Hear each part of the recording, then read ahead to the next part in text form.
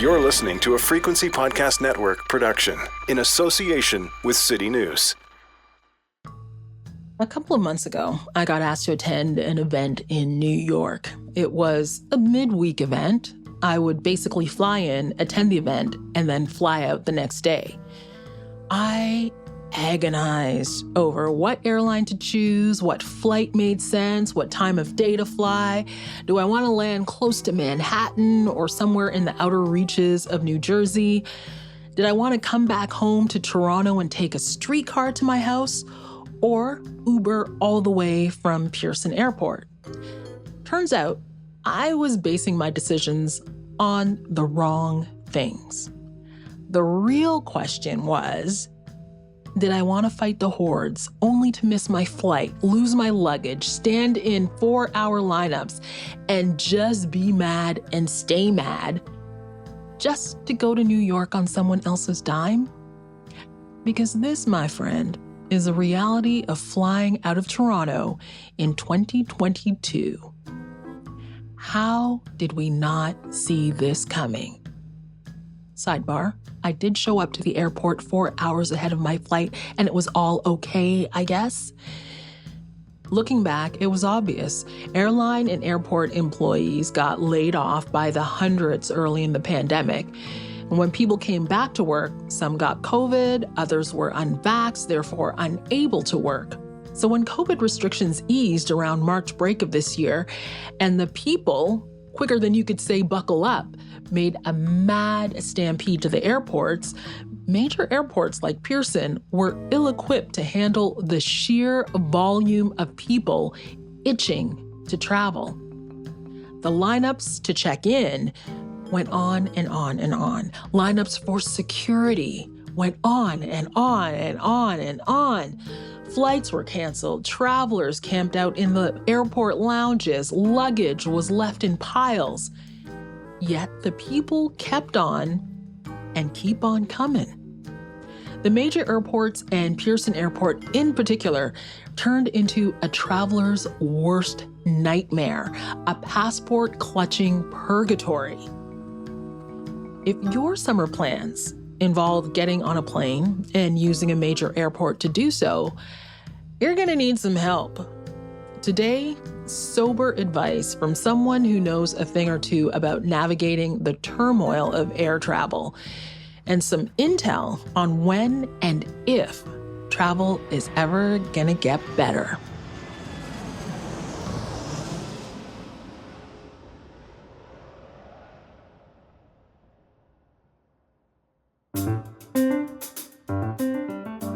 I'm Garvia Bailey. Pack your bags and grab snacks. This is The Big Story. Jennifer Foden is a freelance writer and editor based in Toronto. She was also the senior editor of EnRoute, Air Canada's former in-flight magazine. Jen, thanks for being here. Yeah, thanks for having me. I don't know what's going on, Jennifer. Can you bring me into the current situation for travelers at our major airports right now? If I was going to take my bags and take off, what would I see? Yeah, air travel here in Canada right now is a bit of a hot mess, to be honest.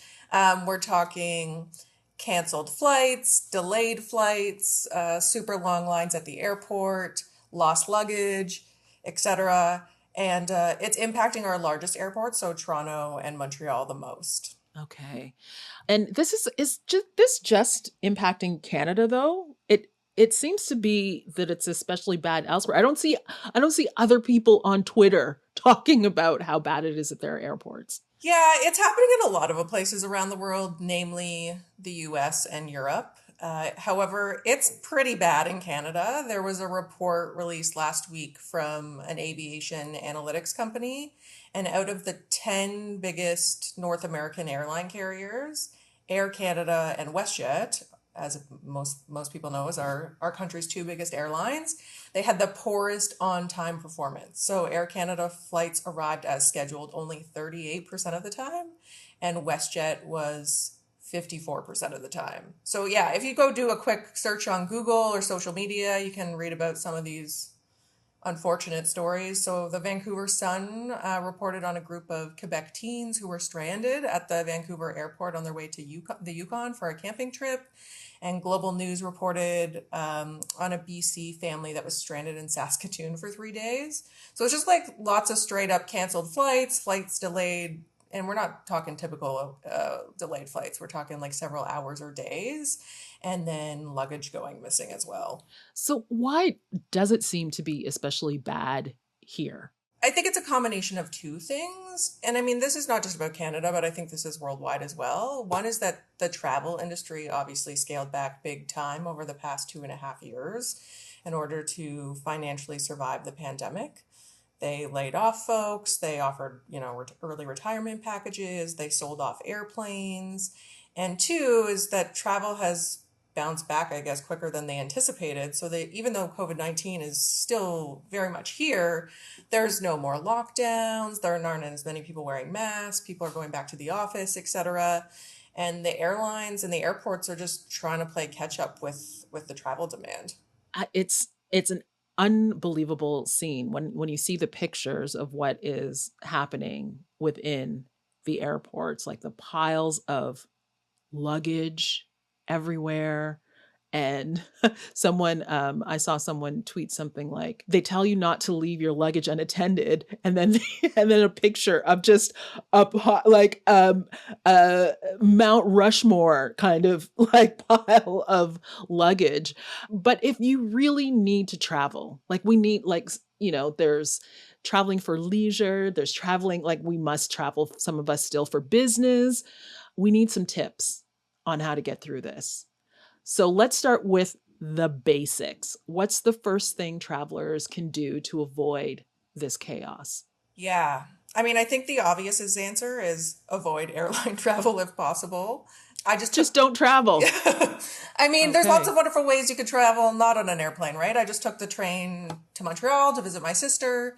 My partner and I drove up to the Muskoka area for like a weekend woods getaway. Or if where you want to really go isn't accessible without an airplane, perhaps delaying your airline travel until the fall. So the shoulder season, September, October, November, will likely be less busy and probably more affordable as well. Summer travel is usually quite expensive. However, if that's not possible, perhaps you have a wedding or a family reunion, you have to travel this summer. There are a few tips. So one would be avoid Pearson and Trudeau airports if possible, because they're the spots being most impacted by the chaos. So, for example, if you live in Kingston, perhaps you opt to fly out of the Ottawa airport versus Toronto because you're kind of halfway between those two. Or when you're booking your flight, try to book a morning flight versus the afternoon or the evening, because delays compound throughout the day. So you're more likely to leave on time if you fly out first thing. And if you're flying for an important event like a wedding, fly in a few days before the wedding if you can. Don't like arrive the day of the wedding. So you leave yourself some cushion room in case something does get delayed. And fly direct if you can. And if you have to have a connecting flight, again, like leave several hours so you can allow yourself for some cushion time so you can get to your event and not miss it. Right. Okay. So you do all those things and you get to the airport. What's next? What is the tip that we're missing, maybe, engage in to make this an easier process? I think the day of travel, there's lots of things you can do to hopefully help make your process easier. So for one, pack a carry-on. I've kind of been on team carry-on, honestly, probably my whole life, but I think it's now more important than ever. So it doesn't, as you said, get lost in that big pile of luggage. And remember, you can, always do laundry or buy things at your destination if you're worried about not, being able to fit everything in your little wheelie bag. Arrive early for your flights. I know the airline always says this, but I think I was totally a part of that group of people who would show up 45 minutes or an hour before a domestic flight. But I think we can't do that anymore. We need to be showing up 2 hours before a flight within Canada or 3 hours for a flight internationally. And a lot of the airlines have an app you can download, and usually you'll get updates there first before anywhere else, like the website or via email, so that if there is a delay or something like that, you can be the first to kind of have the information on your phone. Mhm. So are we still in a situation where we should be making sure that all our COVID stuff, our any documentation, all of that should be readily and handily available as well in as we travel? Yeah, absolutely. I think there is sort of a movement of like folks in the travel industry trying to call on changes to alleviate pressure on the system, like removing mandatory testing from airports and health screenings, but it's still very much in play. And I think you should, do your research of where you're traveling as well. If you're leaving Canada, obviously their guidelines are different than where it is here.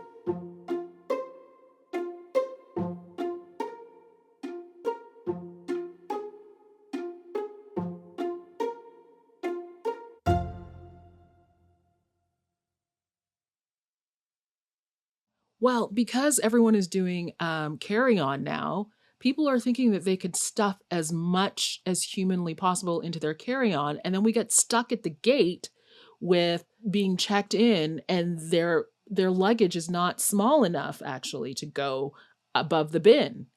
And that drives me crazy. I'm like, that is not a proper size carry on. I can look at it. I don't work in that industry. I can look at it and I can see that that's not going to work. Oh, I know your pain. Even before COVID, it was just the people who would have all of the bags, and they would be so big. And I mean, of course, we can't control other people. I think when you bring your carry on, obviously make sure that it's the right size, but also know that they're gonna like ask you to take out your electronics and ask you to take out your liquids, and make sure that's at the top of the bag so you can just like unzip it and take it out, as opposed to rifling through your bag. Make sure you have like your passport and your boarding pass ready, because traveling through an airport is taking a lot more time these days because of the additional COVID, precautions. So being able to like get through quicker is just like make sure you have everything at your disposal ready to go. And yeah,